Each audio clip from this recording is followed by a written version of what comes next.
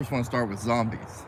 So, start of the millennium, we had movies like 28 Days Later, Dawn of the Dead remake, and this really fit well in a post 9/11 world.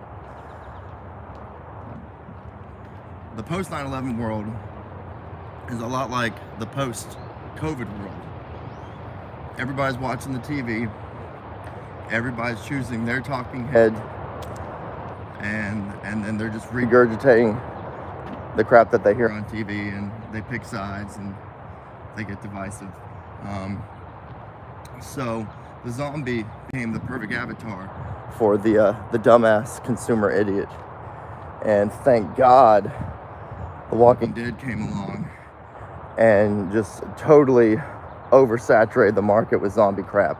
And we finally got over that stuff. Zombies have never really been appealing to me. Well, I say zombies. I love the like White Zombie, Walk with the Zombie, Carnival of Souls, these kind of like ghost zombies. These zombies brought to life by magic and forbidden science. I love that shit. I'm not really interested in the infected zombie. It's really funny. I mean, any of those movies that I've talked about that are these distinctly like 9/11, post 9/11 movies, they would really work as pandemic movies. So I don't know if those movies had a resurgence on streaming in the past couple of years, but I bet they did. But it's the same way in a video I made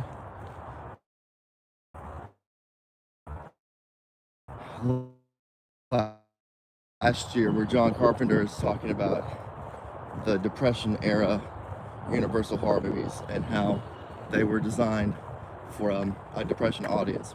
Those zombie movies may not necessarily have been made for that audience, but once people like something, Hollywood. So anyway, but that's been helping this phenomenon grow and stay relevant. Channel, and you'd get like your ghost hunter show or your celebrity ghost stories. But now and it's like you're just hanging out with people who are goofing off, and not only is it fun, these documentaries, these real life YouTube ghost hunter shows have developed with the movies coming out of Hollywood. But why is that though? Why ghosts and demons? Well, let's talk about ghosts real quick and put demons to the side. So ghost stories are always about time travel. If you look at any of the famous novels like Ghost Story by Peter Straub, even The Shining, these are all time travel movies in the sense that someone goes into this space from the past, and through objects there, like there's always a scrapbook or something. In the book The Shining, there's that scrapbook that Jack finds, and that's how he learns about the hotel. In the movie The Shining, you can see that scrapbook on the desk next to the typewriter, but they don't go into it. It's just a nice little detail there. The haunted object, the doll in the garden, something that opens up the protagonist to something from the past that needs to be fixed. So ghost stories are often about breaking the cycle of abuse, these generational curses. Stephen King and Danse Macabre also makes the great argument that we see this real boom in the 70s of haunted house movies because of economic anxiety. You buy your dream home and it's haunted, and it's like, oh my God, why can't they just leave? I would just leave if I was in a haunted house. How are you gonna leave? You have a mortgage now. So anybody who's like moved into a house that had all these problems they didn't know about, or moved into a house and they found out they had like psychotic neighbors. Yeah, a movie like Amityville Horror may really connect with somebody and be like an emotional catharsis.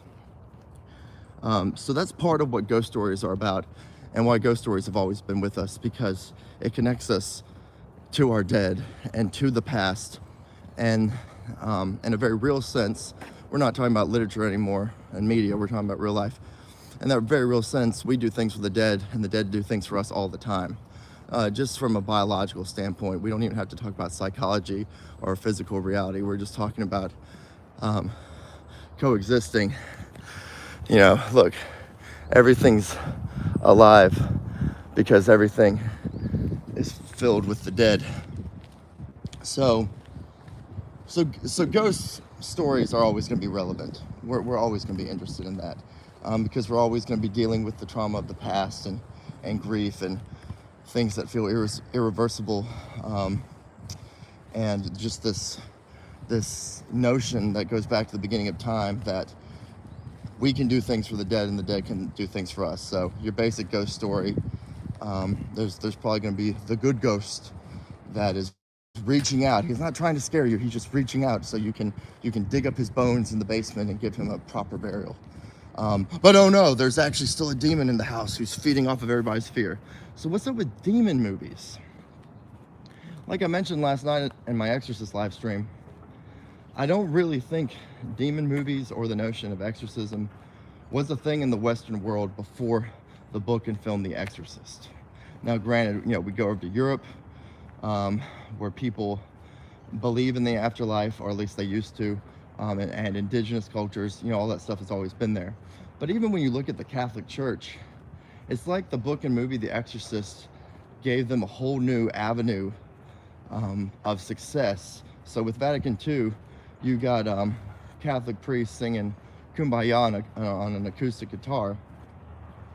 But what The Exorcist gives us is excitement and novelty and thrills. So you have all this literature and media now from Catholic priests about exorcism, the different stages of possession, like obsession, infestation. Like there's this whole list of things, and I don't know if that goes back to medieval times or if this is something that has been established and organized more recently in the wake of The Exorcist. But I believe we continue to get Exorcist-inspired movies 50 years later, because we don't experience possession in the Western world the way our ancestors did and the way indigenous cultures still do. So we have to do things like drink alcohol, which Americans are really famous for drinking a lot of alcohol. So we're putting ourselves in states of possession all the time. We just don't call it that. We're totally oblivious to the fact that we are putting spirits inside of us. When we drink, you know, that's why we call it spirits.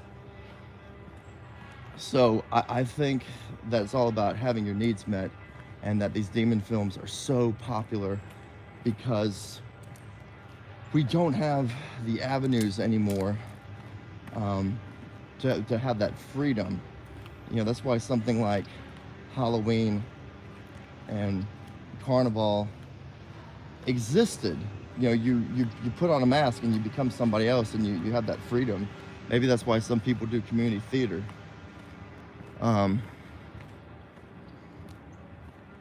So it's a fantasy, it's an escape, and it's so unconscious. That's why, you know, you may be sitting there listening to me thinking, this doesn't make sense. I don't want to be possessed. I don't want to be in my bed all scratched up. But it's